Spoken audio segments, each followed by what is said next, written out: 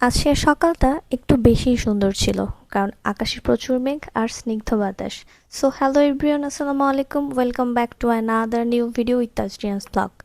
ঢাকায় ব্রেকফাস্ট মানেই বাকরখানি আর চা আমার অনেক বেশি পছন্দ।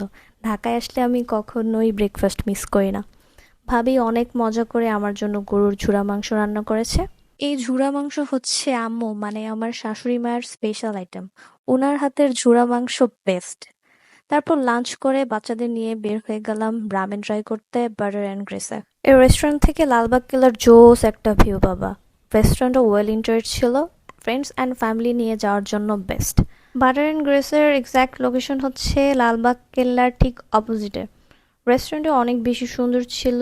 আমাদের সবচেয়ে বেশি ভালো লেগেছে হচ্ছে রেস্টুরেন্ট থেকে লালবাগ কেল্লার ভিউটা। আমরা অনেক বেশি এনজয় করেছিলাম। যেহেতু আমরা সবাই অনেকদিন ধরেই রামেন ক্রেভ করছিলাম যে আমরা রামেন খাবো, তাই আমরা chicken ramen and pasta order করেছিলাম। রামেনের টেস্ট, পাস্তার টেস্ট, কোয়ান্টিটি অ্যান্ড কোয়ালিটি সব কিছুই অনেক ভালো ছিল। ওরা অনেক বেশি পছন্দ করেছে। সো এইখানে আমরা একটু ঢং করে নিলাম। এই হচ্ছে ফাইজা, যে আমাকে ছাড়া কিছুই বোঝে না। আমাদের ইচ্ছা ছিল একটু লালবাগ কেল্লার ভিতরে যাওয়ার, বাট বৃষ্টির জন্য আর হয়ে ওঠেনি। এই হচ্ছে বয়েস, সারাক্ষণ খালি ফোন আর ফোন। বাটার অ্যান্ড গ্রেসের প্রত্যেকটা খাবারই রিজনেবল প্রাইস ছিল। আমরা অর্ডার করেছিলাম chicken ramen and baked pasta. আমরা কিন্তু কখনোই কোনো রেস্টুরেন্টে যে মিরর ফি নিতে ভুলি না। সো এই যে আবার একটু ঢং করে নিলাম। সবাই অনেক বেশি এক্সাইটেড ছিলাম, কারণ আমরা অনেক দিন পর একসাথে বের হয়েছি।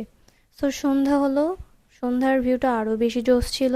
কিছুক্ষণ ওয়েট করার পরে আমাদের ফুড চলে এসেছিলো। ফুড সার্ভ করতে ওরা অনেক বেশি টাইম নেয়নি। এ হচ্ছে আমাদের পাস্তা আর হচ্ছে চিকেন রামেন।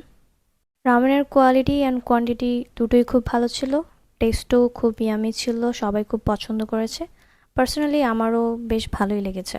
আমি ওদেরকে বলেছিলাম তোমরা কোথায় যেতে চাও, সো ওরা সবাই বাটার অ্যান্ড গ্রেস সাজেস্ট করেছে আমাকে।